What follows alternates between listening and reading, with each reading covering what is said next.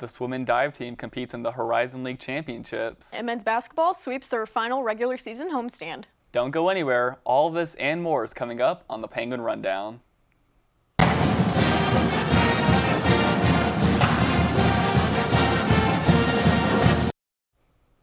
And welcome into the Penguin Rundown. I'm your host for this week, Caleb Ellison, and joining me today is Katie Rogers-Vidala. Now, Katie, it's been an exciting time on campus. A lot of our winter sports are coming to our end, and then the spring sports are really starting to blossom. Yeah, as you said, they're coming to an end. Playoffs coming, championships are coming, like indoor track. We only got half a track season. We got a whole outdoor season coming, so it's really exciting. Indoor track looking for their championship season this upcoming weekend, and then coming back to other sports that are ending. Men's basketball is able to finish strong at Beagley Center, and that's what you'll get us started with today. The men's basketball team was back in action, as Caleb said, last Thursday with their final game of the regular season at the Beagley Center. In Game 1 against the University of Chicago, Illinois, YSU was down 6 points at halftime, but got back into the game as they combined for 49 second-half points to win the game 88-79. Leading the way was junior Dwayne Cohill, who had 31 points, 8 rebounds, and 7 assists. Senior Michael Akuche was also a big contributor as he posted a 20-point, 11-rebound double-double.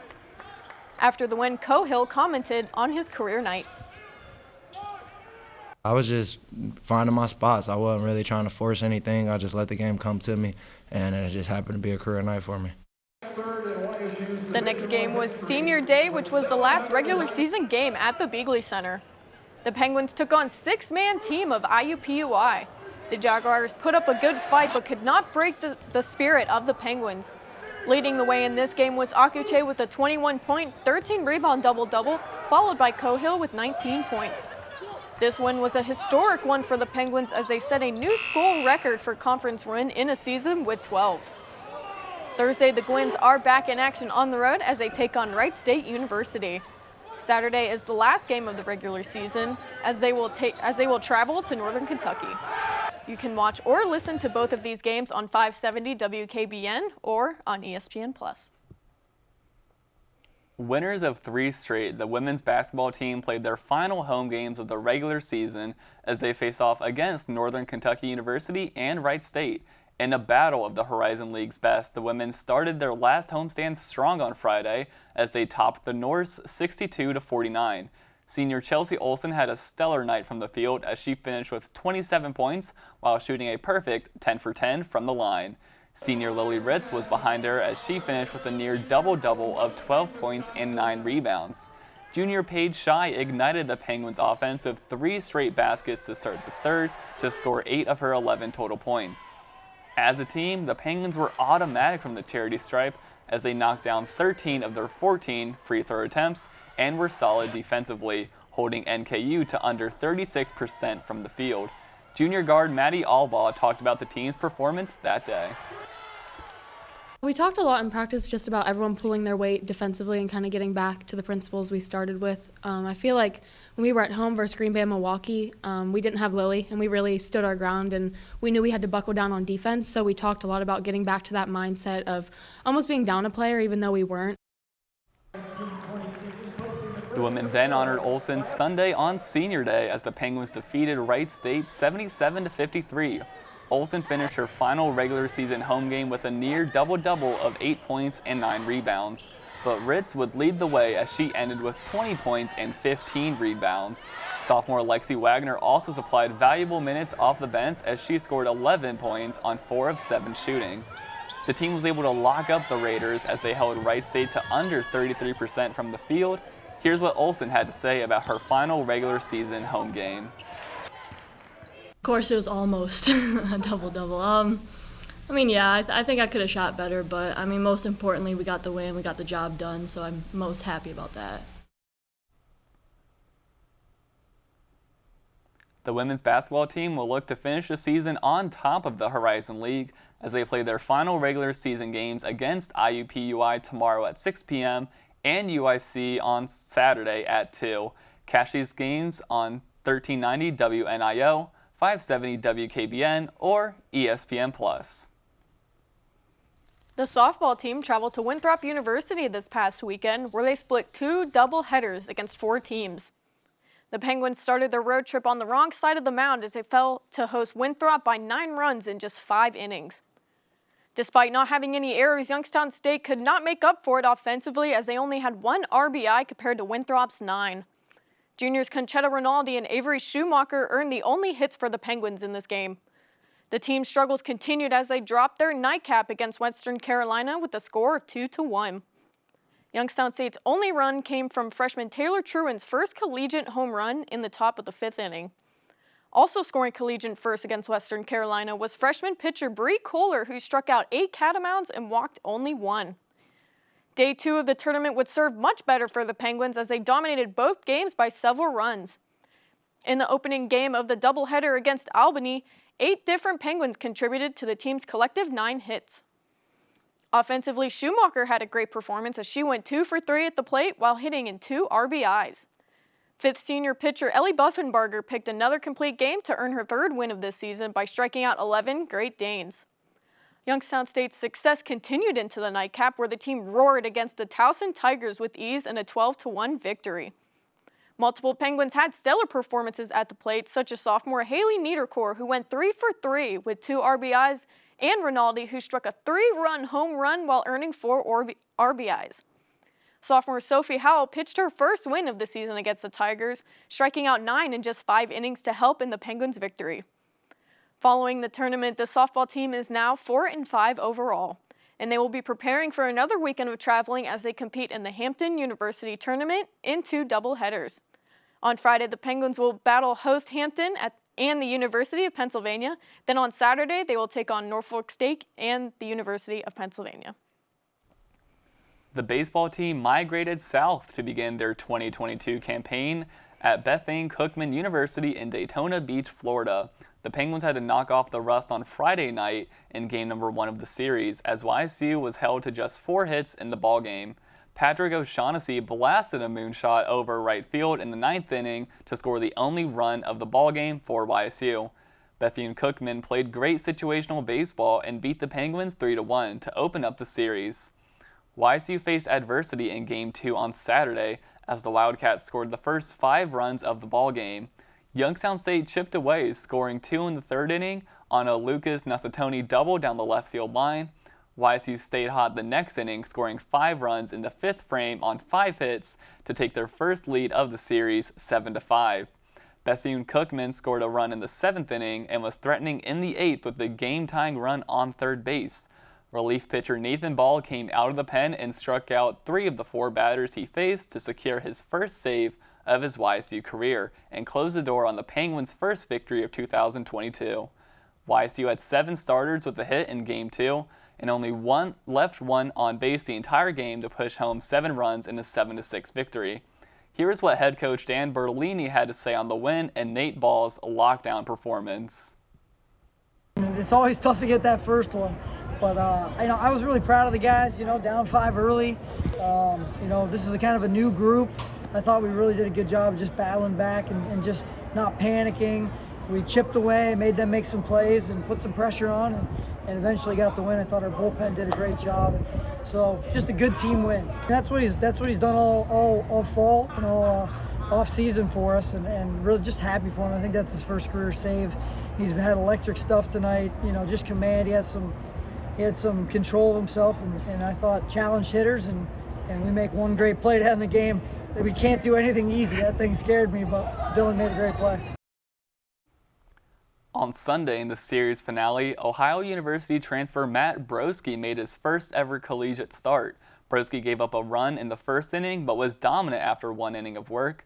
Broski finished his start throwing 6 complete innings, giving up just 1 earned run while striking out 9 batters. The offense helped Broski by putting up a 6th spot in the 5th inning. The Gwins scored 3 more runs in the 6th to the 8th innings and led 10-5 heading into the 9th. The Wildcats didn't go down without a fight as BCU scored 4 runs in the 9th to make it a 1-run ball game. Once again, Nate Ball came out of the bullpen to strike out the final 2 batters of the ball game. YSU pulled out the series victory and won the series finale 10-9. Braden O'Shaughnessy and Steve DeSanio smoked the ball at the plate, finishing 3 for 4 in the afternoon. For more on our men's baseball team's series win, we send it over to Kyle and John at the roundtable. Welcome into the Roundtable. I'm John Ostopowitz alongside Kyle Wills. And this week we're going to talk about men's baseball. Last year they went 32-24 overall with a batting average of .298 and an average net run of .371.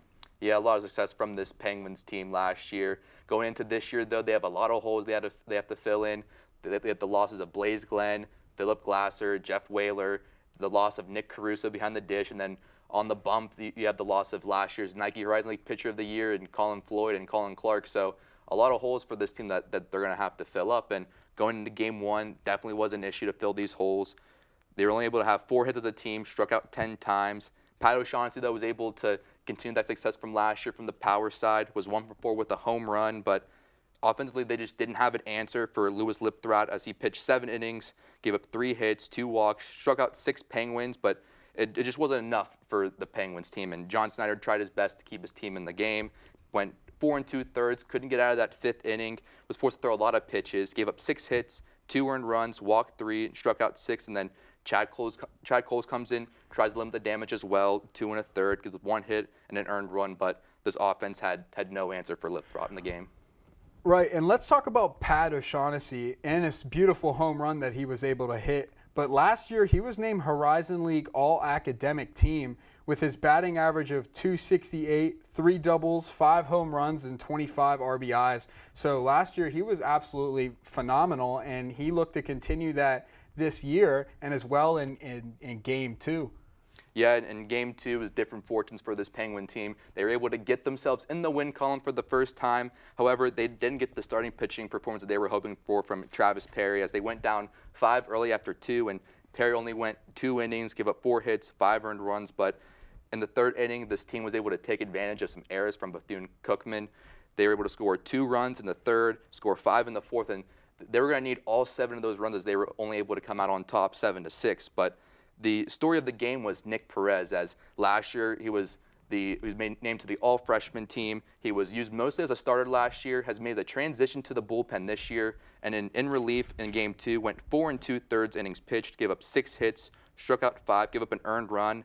Then Nathan Ball comes in, slams the door with an inning and a 1/3, gives up 0 hits, and strikes out 3 of the 4 batters that he faced. So a nice way to come into the game, be electric as he was, and to slam the door for the team. Right, now let's talk about that Game 3 with Braden O'Shaughnessy leading the charge for the YSU Penguins. But last year he batted .297, and he had 2 extra base hits, 1 run, and 12 RBIs. So coming into this year, he looked to make an impact just like his brother did. And speaking of players who make an impact, if you look at Matt Borowski, who's a junior this year, in the game he was able to make such an impact. But his last year, his first year at YSU, he didn't play due to NCAA transfer requirements. And as a sophomore, he made 8 appearances coming out of the bullpen, and he finished with an 0-1 record, 10.12 ERA, and 10.2 innings pitched, and he struck out 10 while walking 7. Yeah, Borowski made his first collegiate start this past weekend. He was phenomenal. He went 6 innings, gave up 5 hits, gave up 2 runs, 1 of those being earned, and then had 9 Ks on the mound, which is amazing. But like you said, Braden O'Shaughnessy, he was phenomenal. He was 3 for 4, drove in 2 runs, as well as Steven DeSanio, who was also 3 for 4. He had a double. He scored 3 runs. And then Trey Law, who was one of those kids that is trying to come in and fill one of those roles from last year, he was able to add in a 2 RBI knock, so that was great to see. But as a team, from Game 1 to Game 3, have really been able to improve. They forced the pitching from Bethune-Cookman to throw a lot of pitches. They had 9 walks. They were able to have 11 hits. And then Nathan Ball was once again able to come in, slam the door for that last inning. He had 2 strikeouts. And this past weekend, he was lights out. 2 1/3 with 5 strikeouts. I mean, absolutely lights out, phenomenal from the pen this weekend. Right, and we're looking at these players to make such a big impact in their schedule coming up in the next couple of months as they play, as they're away until April 6th. So they're looking to do as much as they can on the road. But scheduled for this week, Friday the 25th through Sunday the 27th, on Saturday they have a back-to-back 2-day stretch where they play 1 game at 1 and then 1 game at 5. So these players are going to have to step up for those back-to-back games, and everybody's just going to have to play phenomenal. Yeah, prior to this past weekend, head coach Dan Bertolini mentioned that player development was going to be a big key for this team this year. And with the losses from last year, you definitely saw how that kind of struggled in game 1, but as game 2 and game 3 progressed, they seemed to pick that up, and that's going to be one of the keys going into this early season, going into this weekend, is that player development. So hopefully the player development will continue to be there this weekend, and it will help them, guide them to some more wins. But before their trip to Belmont this weekend, let's send it to some of our members of the Penguin Rundown crew, where they got a chance to talk to some members of the baseball team.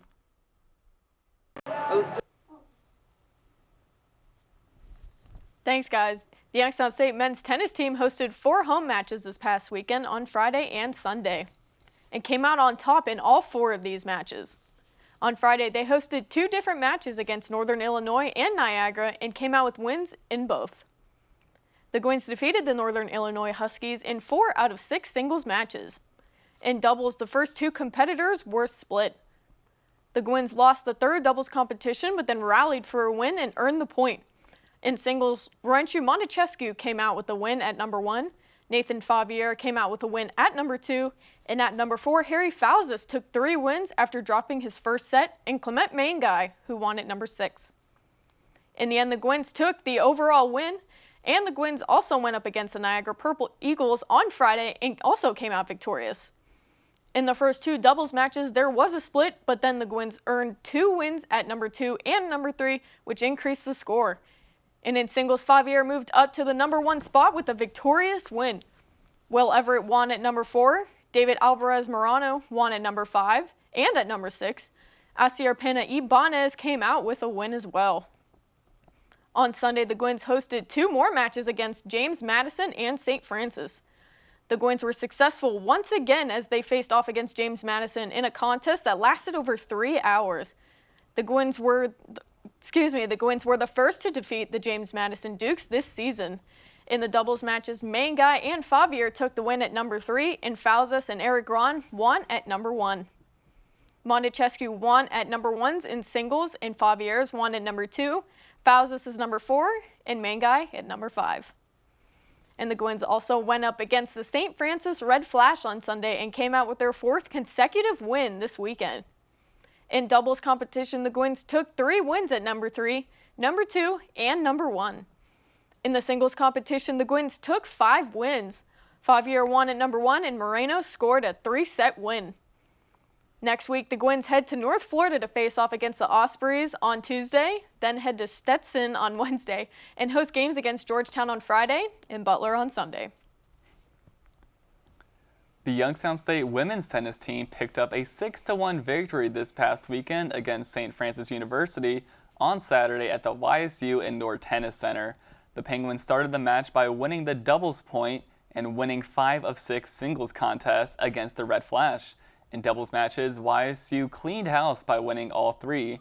Senior Cecilia Rosas was crucial in helping the Penguins by winning her 3-set match to close out the day.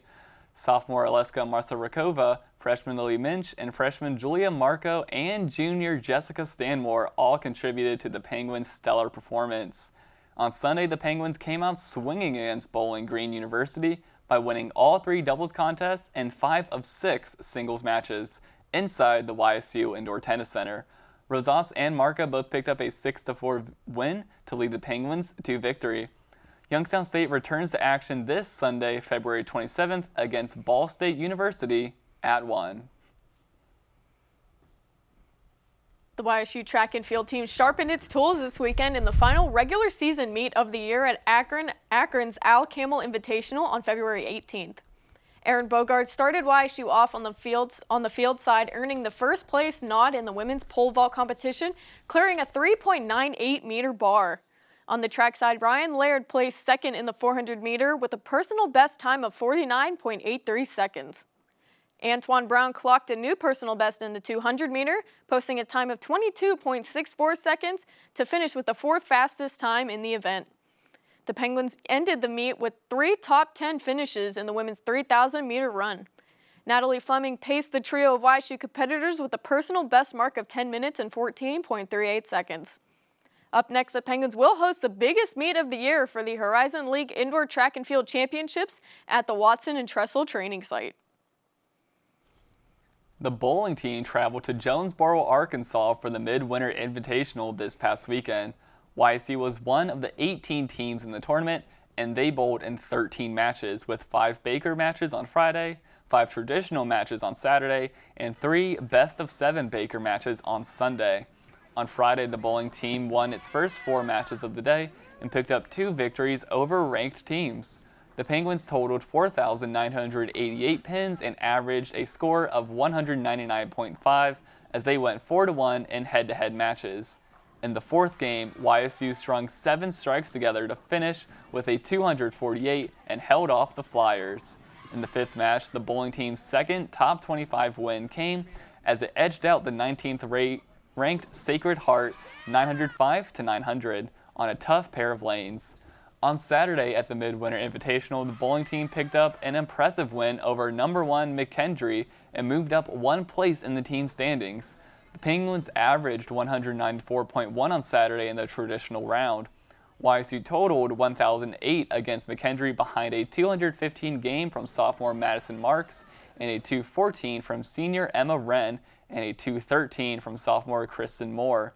On Sunday, the YSU bowling team began the day in 9th place, and they climbed 1 spot with their 2 wins in the best-of-7 Baker format.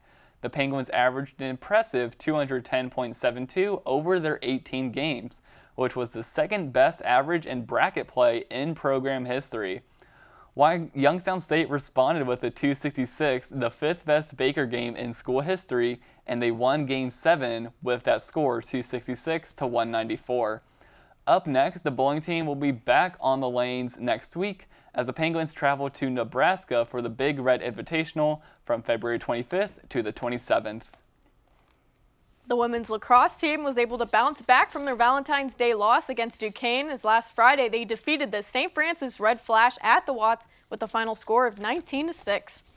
For the second straight game, freshman Natalie Calandra Ryan led the Penguins offense, scoring a team-leading 5 goals on 8 shots.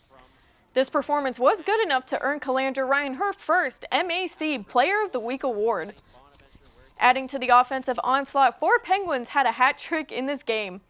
Those players being freshman Sydney Bumstead and sophomores Emma Carter, Erin Clark, and Lauren Ottensmeyer. Both YSU goalies saw action in the game as starting graduate student Savannah Clark picked up 6 saves on 9 shots on the day. In the second half, sophomore Michaela Stranko made her first appearance of the season, earning 5 saves on 8 shots.